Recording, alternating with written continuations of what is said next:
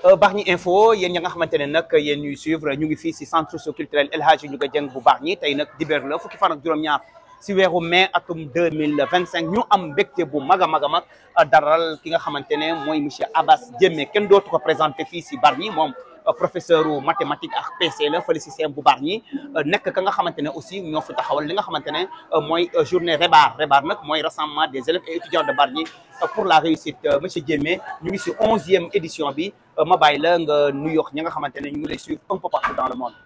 waaw asalaamaaleykum je dirais bonsoir à tout le monde comme Guèye nu mu ko waxee je suis professeur de maths sciences physiques au CEM de Bargny membre fondateur du rassemblement des élèves et étudiants de Bargny pour la réussite de REBAR nekk seen coordinateur nekk seen formateur donc maa ngi nuyu ñëpp di sant ñëpp voilà ci journée bi bu ñu jógee. voilà Diémé ñu ngi si 11e édition bi tey moom la ñu ndar képp léegi nii boo doon def bilan ban bilan nga siy def. waaw ci 11e édition li ñu mën a def comme bilan bëri na ay bilan positif parce que à travers cette journée nous avons formé énormément d'élèves dans le cadre de la communication parce que li ci gën a am solo mooy la prise en parole en public permettre à l'enfant de prendre la parole en public mais aussi de booster l'excellence mais aussi il y a ce qu'on appelle le leadership. Nous cherchons à créer le leadership pour chaque élève parce que nous savons que voilà, les élèves ont une grande potentialité. Certes, la manière dont on doit booster activer leur potentialité, c'est ce qui manque des fois. Maintenant, chaque élève a sa capacité, il suffit juste de les activer et pour qu'ils puissent maintenant le faire. Nous avons vu qu'aujourd'hui, voilà, ils ont manifesté une très grande manifestation, d'ailleurs à travers les exposés, à travers les pièces de théâtre, vraiment c'était bien. Ñëpp gis nañ ko c'était à la hauteur ku ko seetaan da nga xam ni vraiment les élèves jàng nañ te loolu aussi du prendre une parole n'importe comment mais aussi c'est des œuvres au programme dañuy insister ñi jàng ce qu'on appelle des œuvres au programme comme Sous l'orage, Vol de nuit, Si longue laine et aussi des activités yoo xam ne ça fait partie de l'actualité. Donc ñu ngi ciy sant yëpp di xam ni vraiment le bilan est très positif et nous avons formé énormément d'élèves. D'ailleurs quand vous voyez les parrains c'était des élèves du REBAR l'autre maintenant les deux sont des ingénieurs.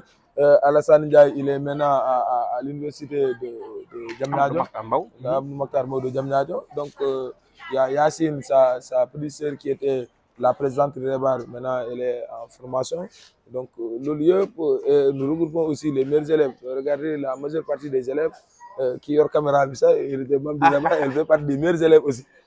Donc ñu ngi ciy sant bu baax vraiment nous remercions tout le monde et di ñaax aussi la communauté de Bargny et la communauté internationale ñu dimbale xale yi. Les élèves ont besoin de quelqu'un qui est disponible pour les aider à booster leur niveau. Ils sont pas nuls, il n'y a pas de nullité.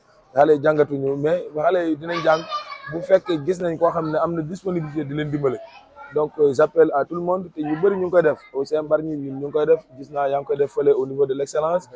Ndiaye Aziz mu ngi koy def au niveau du CEM man maa ngi koy def aussi au niveau du CEM et partout aussi avec Adou Rassoul donc ñu ngi ciy góorgóorlu et je pense que ñeneen bi ñu ñëwee dolli ci wala ñu am ay partenaires yoo xam ne dinañ ñëw dimbale dans nos activités afin qu'on puisse maintenant booster l'excellence des élèves donc dinañu dimbale bu baax a baax.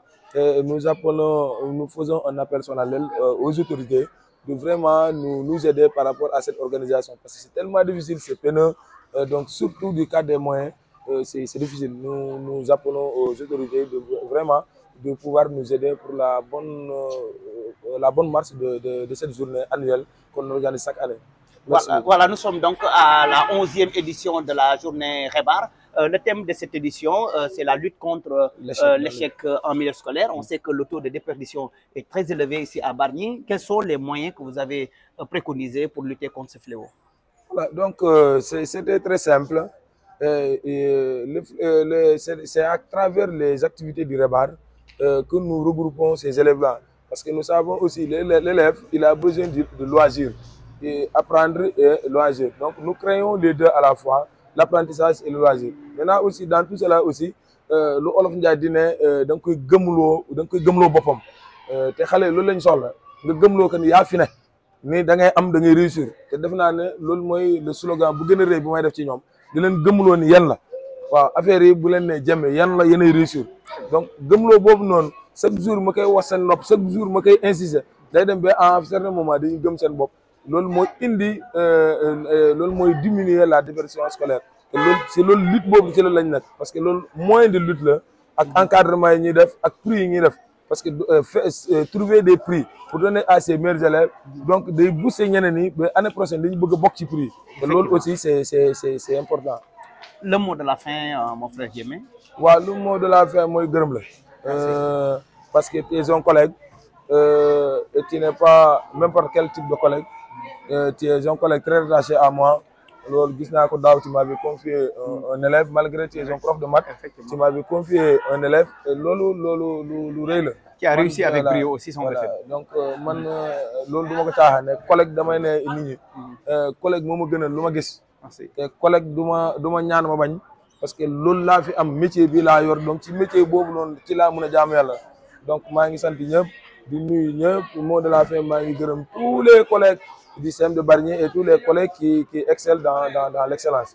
asalaamaaleykum wa rahmatullah. maaleykum asalaam wa rahmatullahi taala wa barakatuhu chers internautes yéen a ngi àndoon ak seen xarit As fii si centre socio-culturel El Hadji Ndiouga Dieng bu Bargny fii nag lañ doon ndar képpee li nga xamante ne mooy activité yu rebar mooy rassemblement des élèves et étudiants de Bargny pour la réussite ki nga xamante ne nag mooy coordonnateur bi di monsieur Abbas Diémé moom moo doon yëkki ay kaddu xam naa nag fii laa leen di tàggoo caméra bi nag Salimata Françoise Ndoye moom moo ko yor tey ànd si ak sama doom ju ñaawul ji mademoiselle Sène.